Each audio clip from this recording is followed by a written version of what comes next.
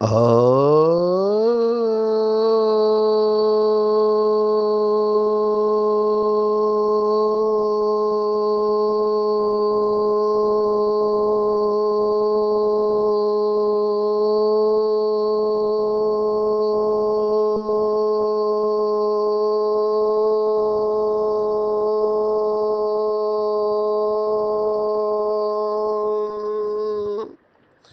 शांति।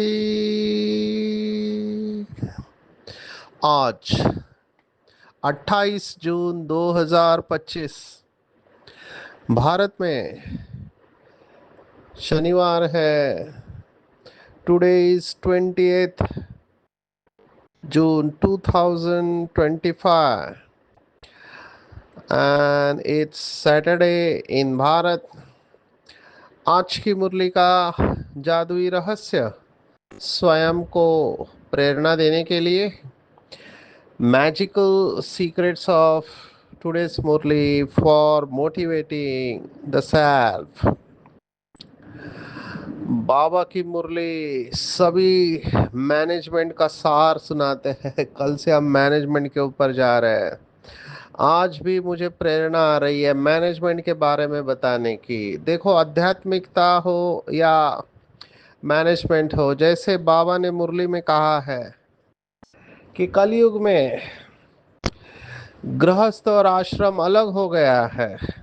सतयुग में गृहस्थ और आश्रम साथ में था। अभी गृहस्थ अलग है और आश्रम अलग है क्योंकि पवित्रता नहीं रहे। ऐसे ही कल हमने मैनेजमेंट की भाषा में देखा कि मैनेजमेंट में टाइम मैनेजमेंट के बारे में बताते हैं। बहुत बड़ी स्किल है टाइम मैनेज करना, क्योंकि टाइम इज लाइफ कहते हैं। सब पावर टाइम को दिया है।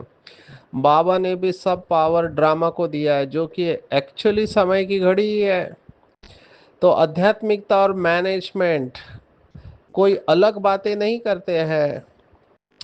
इस समय मैनेजमेंट के गुरु है जो काफ़ी फेमस है वर्ल्ड में। उनकी किताबें इंटरनेशनल बेस्ट सेलर बनी है। उनका नाम है स्टीवन कोवे। अभी इनकी दो किताबें इंटरनेशनल बेस्ट सेलर बनी। 7 habits of highly effective people, माना 7 आदतों के बारे में बताया जो सबसे आपको ज़्यादा सफलता देती है। और दूसरा टाइम मैनेजमेंट के ऊपर, फर्स्ट थिंग फर्स्ट।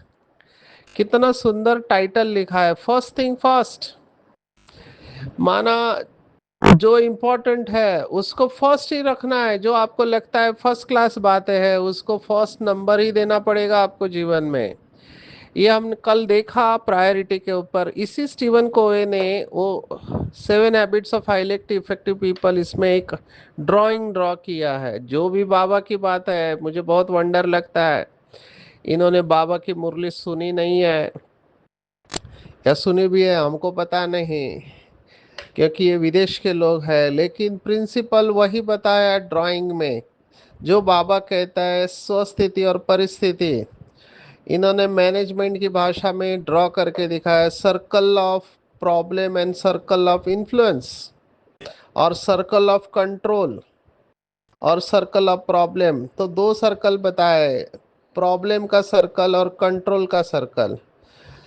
तो प्रॉब्लम के सर्कल के बारे में सोचेंगे तो प्रॉब्लम बढ़ता जाएगा, और कंट्रोल में आपके जो चीज़ें हैं, जब समस्या आती है तो कंट्रोल में है वो करना चालू करो तो आपका कंट्रोल का सर्कल बढ़ता जाएगा। वैसे प्रॉब्लम का सर्कल छोटा होते जाएगा। ये बहुत सिंपल करके उन्होंने बताया है। आज की मुरली में जो बिलीफ सिस्टम आया है, मान्यता आई है कि मेरा भाग्य, जहाँ पर बहुत लोग अटक जाते हैं। कितने सारे लोग ज्योतिषी के पास जाते हैं और टीवी पर भी ये प्रोग्राम बहुत फेमस होता है। आज का भाग्य कहते हैं या आज का राशि भविष्य। अभी इतने सारे करोड़ों आत्माएं हैं, सबका भविष्य एक जैसे कैसे हो सकता है? कितनी सारी आत्माएं एक राशि में पैदा होती है। अभी सबको जनरल स्टेटमेंट कैसे आप बांध सकते हो? हर एक का पार्ट अलग है। तो बाबा ने आज जिसके ऊपर पूरी मुरली चलाई, मैं वो शब्द, एक ही शब्द लेना चाहूँगा, वो है भाग्य। भाग्य जिसको नसीब कहते हैं, या फॉर्चून कहते हैं अंग्रेजी में। और लोग फॉर्चून को बहुत आगे रखते हैं, कहते हैं नसीब अच्छा है, किसी को बहुत सफलता मिलती है हर क्षेत्र में तो कहते हैं ये लकी है और इसका नसीब अच्छा है इसलिए इसको सब क्षेत्र में सफलता मिल रही है। और किसी के काम नहीं होते हैं बहुत मेहनत की, वो कहते हैं ये अनलकी है और इसका नसीब ही ऐसा है। बहुत सारे शब्द इस्तेमाल करते हैं। बाबा के दो शब्द है जो हमको हमेशा ध्यान में रखने चाहिए। उर्दू शब्द है, बाबा नसीब के बारे में कहता है तकदीर, अभी तकदीर भी एक शब्द है। तकदीर और तदबीर ये दो शब्द बाबा इस्तेमाल करता है। यहाँ पे बहुत लोग अटकते हैं, इनफैक्ट इसके ऊपर ही बहुत सारे प्रश्न हैं लोगों के मन में। वो दो शब्द है पुरुषार्थ और प्रारब्ध। अगर आप संस्कृत के शब्द लो, उर्दू के शब्द लो, तो दोनों का भाव एक ही है। तो बाबा ने आज किसको याद किया? बाबा का शब्द है महान सौभाग्यशाली। कौन? कितनी बड़ी बात भगवान कह रहा है कि महान सौभाग्यशाली वो स्त्री पुरुष है जो साथ में रहते हुए भाई भाई होकर रहेंगे। बहुत बड़ी अचीवमेंट है। और ये गृहस्थ वाले ही दुनिया के सामने रोल मॉडल है। मैं जब बोलता हूँ तो कहते हैं आप तो कुमार हो या आप तो कुमारिया है, आपको क्या पता गृहस्थी वालों को कितना टेंशन होता है। कोई गृहस्थी वाला हो तो बताए। सन्यासी भी इस बात को मानते हैं, इसलिए वो घर बार छोड़ के जंगल में चले जाते हैं। कितने बार बाबा ने मुरली में कहा है कि घर की परेशानियों से भाग जाते हैं, जंगल में चले जाना माना भाग जाना। बाबा ने तो भागने को कहा ही नहीं है। बाबा का तरीका बहुत सिंपल है, ट्रस्टी समझ कर चलो, है ना। करण करावनर बाबा है, मैं निमित्त हूँ, बाबा का परिवार है, जिम्मेवारी बाबा की है। तो बाबा ने ये बहुत सुंदर युक्ति हमको बताई है, लेकिन उसमें भी सभी लोग पूरी तरह से चल नहीं पाते हैं। जो महान सौभाग्यशाली होंगे वो समझेंगे हम भी स्टूडेंट है, यह भी स्टूडेंट है, भाई बहन हो गए, तो विकार का प्रश्न ही नहीं आता है। लेकिन ये बहादुरी बाबा ने कहा, एक मुरली में कहा था आग और कापूस, आग और कापूस इकट्ठे कैसे रह सकते हैं। लेकिन जो बाबा के बच्चे ज्ञान की तलवार बीच में रखते हैं तो वो पवित्र जीवन जीते हैं। ये बहादुरी तब चल सकती है, बाबा ने कहा, जब अपने को आत्मा समझे। अगर शरीर समझेंगे तो ये बहादुरी चल नहीं पाएंगे। तो मैं थोड़ा भाग्य के ऊपर कहूंगा। 5 शब्द है, वैसे तो 2 ही शब्द है, लेकिन हम उसको एडजेक्टिव में डालेंगे, माना उसको विशेषण लगाएंगे। एक कहते हैं दुर्भाग्यशाली, एक कहते हैं भाग्यशाली। दुर्भाग्य माना जिसका भाग्य खराब है उसको दुर्भाग्यशाली कहते हैं, एक है भाग्यशाली। हम सब बाबा के बच्चे बाबा मिलने के पहले दुर्भाग्यशाली इसलिए थे क्योंकि बॉडी कॉन्शियसनेस में थे और हमको पता ही नहीं था कि हम पाप कर्म भी कर रहे हैं। जैसे कई लोग समझते हैं शादी करना पुण्य का काम है। अभी डेफिनेटली पुण्य का काम है अगर आप पवित्र रहते हो, और वो सतयुग में। यहाँ तो बाबा ने स्पष्ट कहा है कलयुग के अंत में काम विकार महाशत्रु है। अभी देखो थोड़ा समय है, अगर आप विकार में गए और बच्चे पैदा किए तो फिर तकलीफ होगी, क्योंकि आगे विनाश का समय है, आप देख नहीं पाओगे जो भी होगा। तो यहाँ पर काम विकार नरक का द्वार है। हमको काम विकार पर जीत पाना है, इसलिए बाबा कहता है यहाँ की शादी बर्बादी है। तो बाबा की बातें और दुनिया की बातों में बहुत सारा कंट्रास्ट है। आज बाबा कह रहा है, और बाबा ने मुरली में बहुत बार ये बात कही हुई है कि महान सौभाग्यशाली देखना हो तो भी यहाँ देखो, और महान दुर्भाग्यशाली देखना हो तो भी यहाँ देखो। ये बहुत वंडरफुल है। कल बाबा ने नाराज के ऊपर बताया था मुरली में। अभी नाराज क्यों होते हैं? अच्छा, किसी भाई बहन से आपका जमता नहीं है, फ्रीक्वेंसी मैच नहीं करती है, बाबा को क्यों भूल जाते हो, बाबा का हाथ क्यों छोड़ देते हो? किसी देहदारी में आपको अवगुण दिखाई दे रहा है, चलो उसने कुछ किया है, 100% हम मानते हैं कि उसने ऐसा काम किया जो नहीं करना चाहिए, लेकिन गलती दूसरे की, अपने को सजा क्यों दे रहे हो? बाबा का हाथ छोड़ना माना अपने को सजा देना। तो बाबा आज यही कह रहा है कि बच्चे महान दुर्भाग्यशाली मत बनो। भगवान आया हुआ है, उसको आपने पहचान लिया, और एक जीवन में कोई पेपर आया और आपने बाबा का हाथ छोड़ दिया, वो महान दुर्भाग्यशाली है। वैसे भी ये हिंदी में कहावत बहुत प्रसिद्ध है, मैं इसको सेशन में भी जब अपॉर्चुनिटी मिलती है तो यूज करता हूँ। कहावत इस तरह से है कि जब भगवान भाग्य बांट रहा था तब तुम सोए हुए थे क्या? ये उन आत्माओं का गायन है, इसको स्थूल नहीं लेना है जागना और सोना। भगवान भाग्य बांट रहा है, हर सेकंड कमाई का समय है, और टाइम वेस्ट करना माना सोना। सोना माना अनकॉन्शियस, बेहोशी की जीवन जी रहे। भगवान दे रहा है, छप्पर फाड़ के दे रहा है, कल्प में एक बार ही देता है, सर्व संबंध उसके साथ अनुभव करने का सुनहरा मौका है। और हम कहते टाइम नहीं है, हम कहते इनके संस्कार ऐसे हैं, तो इनको आप क्या कहेंगे? आया हुआ भाग्य को ठुकरा रहे हैं, तो भाग्य को ठुकराना नहीं है। तो दुर्भाग्यशाली से तो हम भाग्यशाली बन गए, बाबा को पहचान लिया, मेरा बाबा बोला। अभी इस भाग्य की डिग्री को बढ़ाना है। एक दुर्भाग्यशाली हो गया, एक महान दुर्भाग्यशाली हो गया, एक भाग्यशाली हो गया।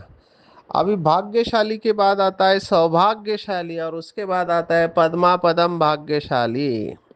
ये एग्जैक्टली बाबा शब्द बहुत सुंदर इस्तेमाल कर रहा है, ये सब हमारी अवस्था के साथ जुड़े हुए हैं।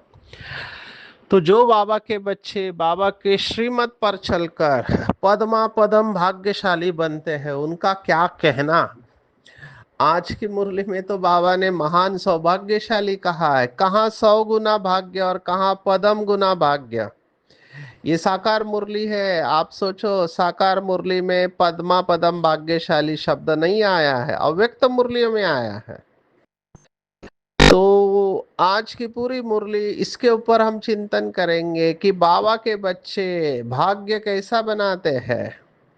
अब मैं थोड़ी कहानी लेना चाहूंगा, क्योंकि कहानी बुद्धि में फिट बैठती है। शास्त्रों में ये कहानी है भस्मासुर की। अभी भस्मासुर की कहानी भाग्य के साथ जुड़ी हुई है। अभी उसको वरदान था कि जिसके ऊपर हाथ रखे वो भस्म हो जाएगा। ये बहुत सुंदर वरदान है, मेरे पास ऐसी शक्ति है कि मैं सब कुछ भस्म कर सकता हूँ। लेकिन गलत जगह पे इस्तेमाल किया, गलत तरीके से इस्तेमाल किया तो आपका विनाश अटल है। वो हर एक को खत्म करने लगा, तो देवताएं भी इससे दूर भागने लगे, क्योंकि इसका हाथ भस्मासुर का सिर पर रख गया तो आप खत्म हो जाओगे। अभी ये कहानी है, मुझे इस कहानी में बहुत बड़ा राज दिखाई दे रहा है कि ऐसे लोगों की कंपनी संग, जिसके संग में आप भस्म हो जाओगे। तो ऐसे लोगों का संग नहीं करना है जो भस्मासुर है। भस्मासुर माना आपको खत्म करने वाले। तो वो सभी बातें जो हम देखते हैं, सुनते हैं, बोलते हैं या करते हैं, ये सभी बातें हमारे लिए भस्मासुर हो सकती है अगर वो हमको बाबा की याद से दूर करे, बाबा से दूर करे, धारणाओं से दूर करे, तो हम उस समय भस्मासुर बन जाते हैं, असुर बन जाते हैं।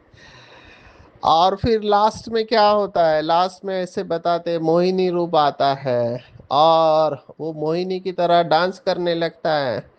और फिर जैसे मोहिनी अपने सिर के ऊपर हाथ रखती है, ये भस्मासुर भी अपने सिर के ऊपर हाथ रखता है और खुद को भस्म कर देता है। ये बहुत इंटरेस्टिंग स्टोरी है, लेकिन इसके पीछे भाव यही है कि अपने आप को खत्म करना, अपने भाग्य को खत्म करना, जिसे बाबा मुरली में कहते हैं कमाया खाया और खत्म किया, जमा नहीं किया। तो अपने ऊपर भस्मासुर नहीं बनना है।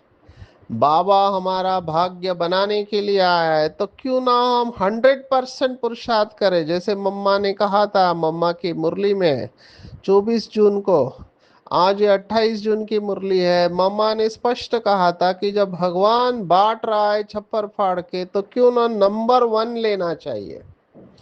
तो हमेशा लक्ष्य ऊंचा रखना है कि हमको नंबर 1 लेना है।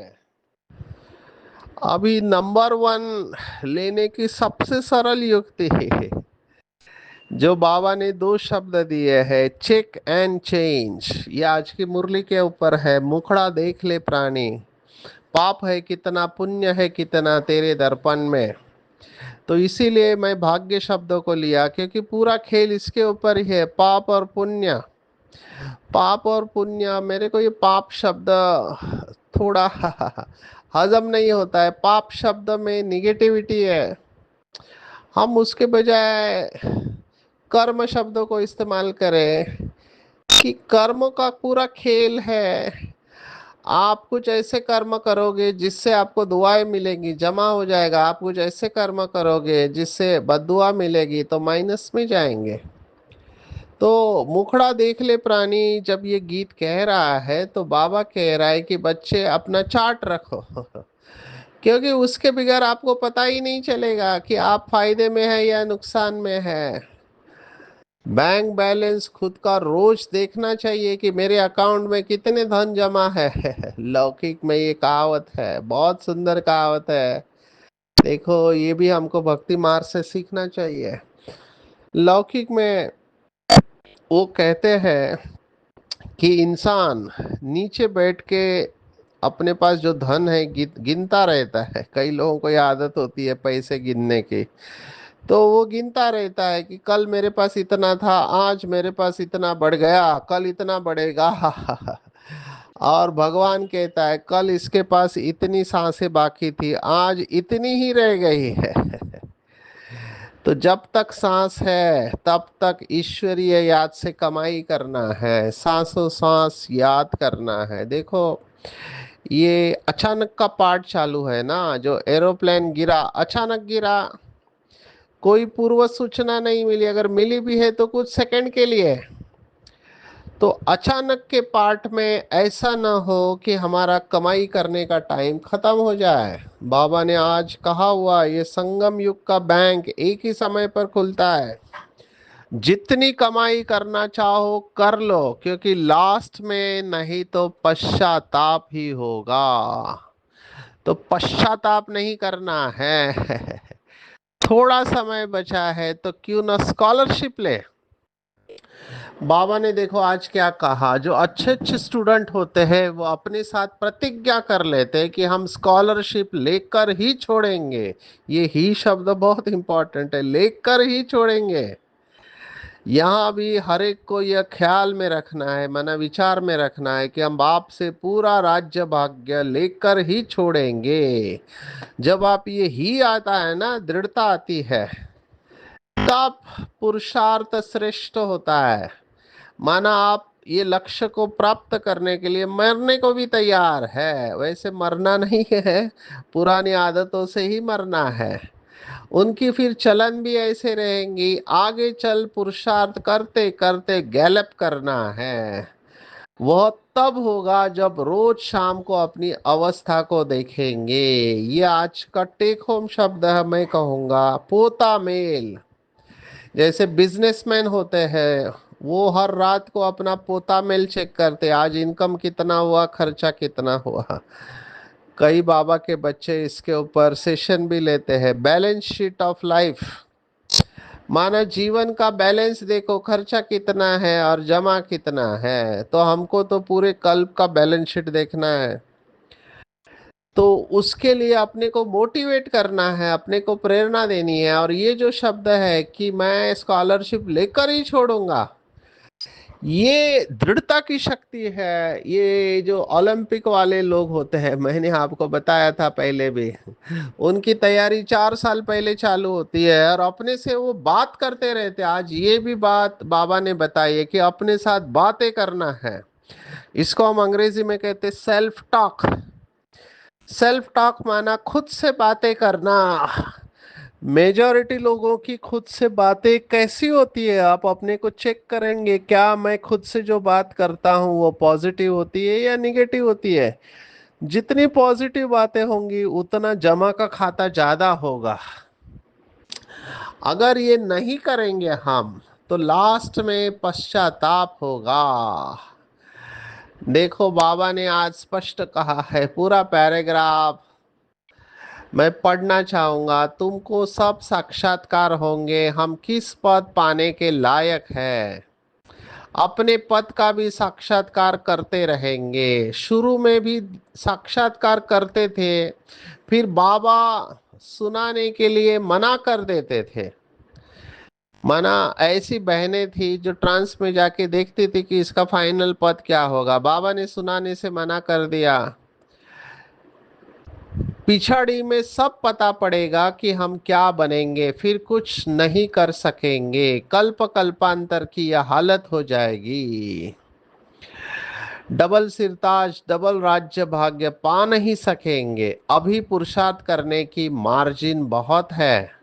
त्रेता के अंत तक 16,108 की बड़ी माला बननी है। ये माला के ऊपर संडे के मुरली में भी आया था। तो बाबा बेसिकली बच्चों को रियलाइज करा रहा है कि बच्चे अभी मार्जिन है, अभी मार्जिन है। ये साकार मुरली है। देखो बाबा अव्यक्त मुरली में कहते था, एक बार टू लेट का बोर्ड लग गया फिर आप पुरुषार्थ कर नहीं पाएंगे। अभी देखो 2017 में अव्यक्त मुरली का पार्ट भी पूरा हो गया। अभी क्या है, अभी बस करने वाला नंबर, क्या करना है, कैसे करना है, कब करना है, सब हमको पता है। अभी सिर्फ करना है। जो करेगा वो पाएगा, जितना करेगा उतना पाएगा, और जब करेगा तब पाएगा। अभी ये मुरली रहस्य सुनते समय भी आप बाप की याद में रह रहे हो तो कमाई ही कमाई है। जितना बाबा की याद में रहेंगे उतनी कमाई है। जब कम पद का साक्षात्कार होगा तो उस समय जैसे नफरत आने लगेगी, मुंह नीचे हो जाएगा। हमने तो कुछ पुरुषार्थ नहीं किया। बाबा ने कितना समझाया कि चार्ट रखो, चार्ट रखो, ये करो। इसलिए बाबा कहते थे जो भी बच्चे आते हैं सबके फोटोज है। भल ग्रुप का इकट्ठा फोटो हो, पार्टियां ले आते हो ना, उसमें डेट फिल्म आदि सब लगी है। फिर बाबा बतलाते रहेंगे कि कौन गिरे। देखो उस समय तो सब पता चलता है। कितने सारे फोटो थे जिसमें बाबा के बच्चे बहुत खुशी में थे, लेकिन माया का वार आया हुआ, तूफान आया और बाबा का हाथ छूट गया। तो आज के मुरली में ये प्रेरणा लेना है। 2 दिन पहले भी जो मुरली चली उसमें भी बताया था कि बाप से रूठ कर पढ़ाई नहीं छोड़नी है। बाबा से, ब्राह्मणी से या परिवार से, किसी से भी रूठ कर पढ़ाई छोड़ दिया तो सदगति से रूठ जाएंगे। तो नफरत नफरत खुद से नहीं आनी चाहिए, ये पुरानी दुनिया से आनी चाहिए। वैराग्य होना चाहिए और अपने साथ बात करो। मैं हमेशा ये मोटिवेशन में कहता हूँ, ओलंपिक मेडल वाले रोज अपने साथ बात करते हैं, क्या इतना सोने से मेडल मिलेगा? अगर ज्यादा सोने से मेडल जा रहा है तो मैं अपनी नीति को कंट्रोल करूंगा। क्या ये खाने से मेडल मिलेगा? अगर ज्यादा खाने से, गलत खाने से मेरा फिटनेस अफेक्ट हो रहा है तो मैं उसको बंद कर दूंगा। तो अपने साथ बात करना चाहिए। जैसे ये ओलंपिक वाले विजुअलाइज करते रहते हैं कि फाइनल रेस है, मैं फाइनल रेस में पहुंच गया हूँ, मैंने जी तोड़ कर मेहनत किया और मेरा नंबर 1 आ गया, मैं वो पायदान पे खड़ा हूँ। 2 नंबर पे कोई और देश का है, तीसरे नंबर पे कोई और देश का है, 1 नंबर पे मैं खुद हूँ। और मेरे देश का नेशनल एंथम, राष्ट्रगीत बज रहा है और मैं उस झंडे को, मेरे देश के सैल्यूट कर रहा हूँ। और फिर वीआईपी आके मेरे गले में गोल्ड मेडल डाल रहे हैं। ये सब वो विजुअलाइज करके देखते रहते हैं। हमारे को भी गोल्ड मेडल भगवान दे रहा है। सतयुग का गोल्ड मेडल है लक्ष्मी नारायण बनना। तो गोल्ड मेडल लेना है हमको तो कितना अटेंशन रखना चाहिए। अपना मोटिवेशन खुद बनो, अपो दीप भव, अपना दीपक खुद बनो। अपने आप को रोज मोटिवेट करना है कि मैंने बाबा की बहुत भक्ति की, जन्म जन्मांतर बाबा को याद किया, कितनी तीर्थ यात्राएं की, और मेरे भक्ति का फल मुझे अभी भगवान मिला है। तो ऐसे बाप को मैं कैसे भूल सकता हूँ? असंभव है, बाबा को भूलना असंभव है। तो अपने को मोटिवेट करके अपनी शक्तियों को बाबा की तरफ लगाना है। किसी के भी नाम रूप में फंसना नहीं है। बल इन आंखों से देखते हो, परंतु बुद्धि में एक बाप की याद रहे। कई लोग देखते नहीं है। ऐसे भी नहीं कि आंखें नीचे कर करके कोई से बात करनी है, ऐसे कमजोर नहीं बनना है। देखते हुए बुद्धि का योग अपने बिलोवेड माशूक की तरफ है। इस दुनिया को देखते हुए अंदर में समझते हो यह कब्रिस्तान होना है, इससे क्या कनेक्शन रखेंगे? तो कितनों को माया खींच ले गई, खत्म हो गए। बच्चियां भी बहुत गिरती है, माना भाई भी गिरते हैं तो बहनें भी गिरते हैं, एकदम दुर्गति को पा लेती है, बात मत पूछो। इसलिए बाप कहते हैं बच्चे खबरदार रहो, माया कोई ना कोई रूप धर कर पकड़ लेती है। तो हम सबको इस बात के ऊपर अटेंशन रखना है कि हमारे द्वारा ऐसी कोई गलती ना हो जिससे हमारा हाथ छूट जाए। आज एक और इम्पोर्टेंट बात, साकार मुरली है, बाबा ने क्या कहा देखो। जब भी प्रदर्शनी आदि समझाते हो तो हजार बार, एक दो दस दो सौ नहीं, हजार बार मुख से बाबा बाबा निकलना चाहिए। जितना बाबा बाबा कहेंगे उतनी अवस्था अच्छी रहेगी। बाबा ने देखो क्या कहा, बाबा शब्द को खूब अच्छी तरह से घोटते रहो, सारा दिन बाबा बाबा करते रहना चाहिए, दूसरी कोई बात नहीं। नंबर वन मुख्य बात ही यह है। अभी ये बहुत अच्छा पुरुषार्थ है। हमारे बहनें या भाई जो 7 डेज कोर्स करते हैं, मैं देखता हूँ वो कहते हैं बाबा ने हमको ये समझाया, बाबा ने ये कहा, हर बात में बाबा आना चाहिए। मैंने तो दादियों को देखा है, किसी भी सभा में मिल रही है, दादी पहला कहेंगे आज बाबा ने मुरली में ये कहा। ये प्रूफ है कि आप बाबा की याद में हो, नहीं तो ये याद रहना बहुत मुश्किल है। तो बाबा बाबा धुन लग जानी चाहिए। और आज का वरदान के ऊपर आते हैं, जो कल की मुरली के साथ भी था, टाइम मैनेजमेंट के ऊपर। हर सेकेंड और संकल्प अमूल्य रीति से व्यतीत करने वाले अमूल्य रतन भव। तो संगम युग का एक सेकेंड अनेक वर्षों के बराबर है। कितने बार सुना, लेकिन बाबा ने आज दूसरा डायमेंशन बताया। जैसे एक का लाख गुना बनता है, वैसे एक सेकंड व्यर्थ गया तो लाख गुना व्यर्थ जाता है। इसलिए इतना टेंशन रखो तो अलबेलापन समाप्त हो जाएगा। ये बहुत अच्छा तरीका है। ये वैसे ही है, बाबा ने एक मुरली में कहा था कि किसी को दुख नहीं देना। ये बाबा के बच्चे तो याद रखते कि आज किसी को दुख नहीं दिया, लेकिन सुख कितनों को दिया ये भी उतना ही इंपॉर्टेंट है।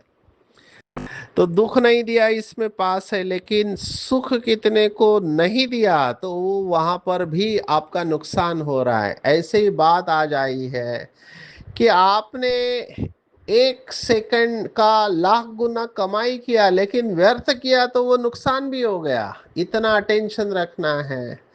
कोई हिसाब किताब लेने वाला अभी है नहीं, लेकिन लास्ट में जब टोटल होगा फाइनल, उस समय पश्चाताप होगा। आज ये 2 बार बात आई है, इसलिए इसे बहुत ठोक पीट कर, इसको कहते गांठ बांध के रखना।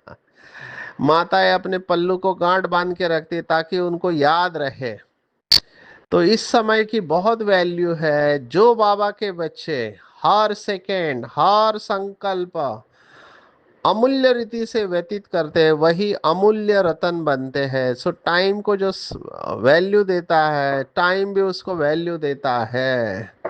और ऐसे बाबा के बच्चे सदा योग युक्त रहते हैं, उन्हें सदा सहयोग का अनुभव होता है। जहाँ सहयोग है सबकी अंगुली, वहाँ विजय निश्चित है। आत्मा की पॉइंट है, आत्मा की स्मृति में आने से ही रूहानियत के साथ शुभ भावना आ जाती है। चाहे कोई कैसा भी है, गाली देने वाला भी हो। एक मुरली में बाबा ने कहा था, अगर जो माताएं कहती है हमारे रिश्तेदार तो जैसे रावण है, तो बाबा ने कहा था रावण भले है लेकिन कहते हैं ना कि ब्रह्मा कुमारियां ऐसे है, तो ब्रह्मा का नाम तो ले रहे हैं। तो वो अपना पार्ट बजा रहा है, उससे नफरत नहीं करना है, उसके प्रति भी शुभ भावना कि बाबा का बच्चा है, बाबा का नाम ले रहा है। आज की पूरी मुरली में टेक होम, अगर आप मुझे कहो तो मैं कहूंगा एक सेकंड भी वेस्ट नहीं करना है। सेकंड और संकल्प दोनों को सफल करना है, बहादुरी दिखाना है। गृहस्थ व्यवहार में रहते हुए बहादुरी क्या है कि निश्चय बुद्धि, स्त्री पुरुष का भान नहीं, बीच में ज्ञान तलवार रखनी है। भाई बहन है, हम एक पिता की संतान है। रोज अपना पोता में रखना है कि किसी को दुख तो नहीं दिया और सुख कितनों को दिया, ये रोज चेकिंग करनी है। और सदा योग युक्त रहेंगे तो सदा सहयोग का अनुभव करके विजयी बन जाएंगे। कोई गाली भी दे रहा है उसको भी ये देखेंगी आत्मा तमोगुनी पार्ट बजा रहा है, तो नफरत नहीं, नेचुरली शुभ भावना और शुभ कामना रहेगी। आंखों से जो कुछ भी दिखाई देता है सब खत्म होना है, अपने साथ बात करना है, तीसरे नेत्र को जागरूक रखना है, और दिन भर जो भी कर्म कर रहे हैं बार बार बाबा बाबा बाबा बाबा ये शब्द 1000 बार मुख से निकलता रहे। अच्छा, ओम शांति।